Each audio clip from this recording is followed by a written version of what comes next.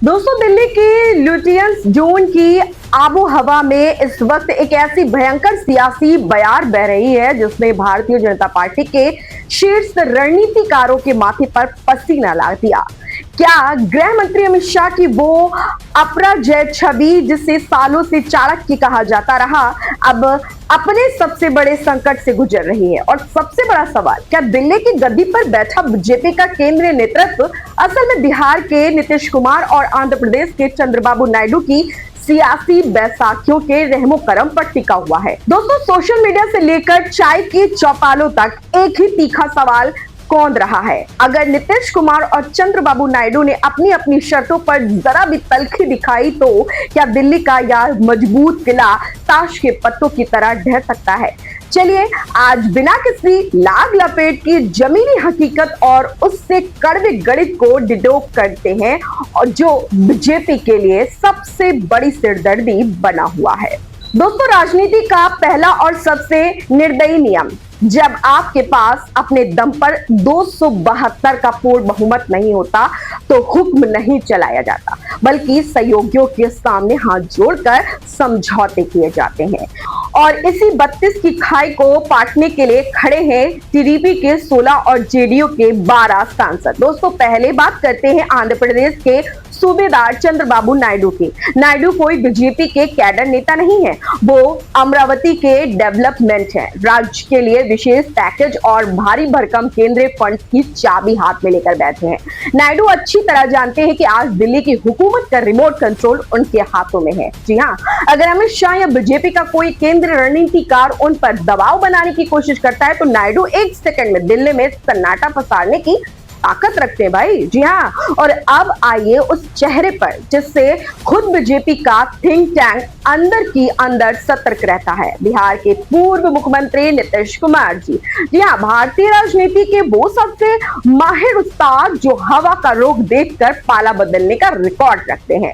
नीतीश कब किसके साथ हंस रहे होते हैं और आखिरी मिनट में किस ओर रुख कर लेंगे, इसका अंदाजा उनकी बगल की कुर्सी पर बैठने वाले बीजेपी नेताओं को भी नहीं पता होता है।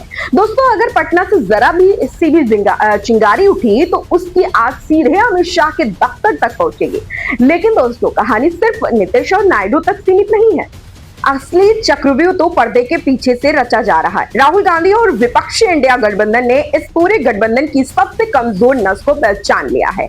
विपक्ष जानता है कि अमित शाह की आक्रामक राजनीति को हराने का एक ही रास्ता है, उनके अपने ही सहयोगियों के मन में अविश्वास का जहर घोल दे।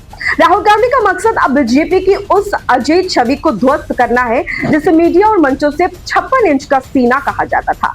विपक्ष देश के सामने यह संदेश बार बार चस्पा करना चाहता है, या सरकार कोई पूर्ण बहुमत की कड़क सरकार नहीं, बल्कि दो ऐसी बैसाखियों पर टिकी लाचार सरकार है जो किसी भी वक्त खिसक सकती है। सोशल मीडिया पर अमित शाह के इस्तीफे और सरकार गिरने के जो दावे चलाए जा रहे हैं वो असल में एक सोचा समझा साइकोलॉजिकल वॉरफेयर है, यानी मानसिक युद्ध है।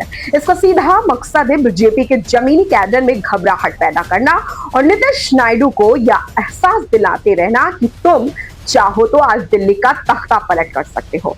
राहुल गांधी सीधे अमित शाह के उस सबसे मजबूत किले पर हथौड़ा चला रहे हैं जिसकी नींव गठबंधन की मजबूरी पर टिकी है।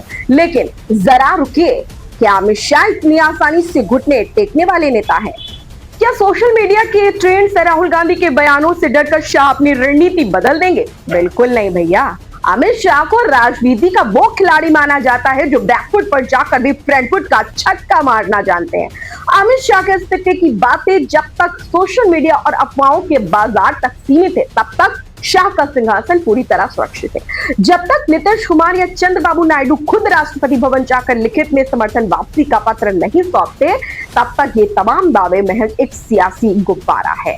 लेकिन इतना तो तय है कि विपक्ष से लगातार दबाव और सहयोगियों की शर्तों ने मोदी शाह की रातों की नींद जरूर हराम कर रखी है। अब सवाल यह है कि अमित शाह अपनी तिजोरी से कोई ऐसा उल्टा दांव निकालेंगे जो राहुल, नीतीश और नायडू तीनों के होश उड़ा देंगे। दोस्तों, राजनीति में चिंगारी को आग बनते देर नहीं लगती है।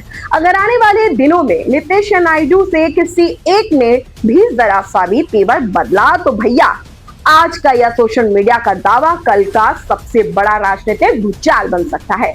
अब फैसला जनता की अदालत में है। क्या आपको लगता है राहुल गांधी, नीतीश कुमार और चंद्रबाबू नायडू मिलकर अमित शाह के इस राजनीतिक चक्रव्यूह को भेद पाएंगे? दोस्तों, इस खबर को लेकर फिलहाल आपकी क्या कुछ राय हमें कमेंट बॉक्स में जरूर बताएं और बने रहे द स्क्वाड ऑफ इंडिया के साथ।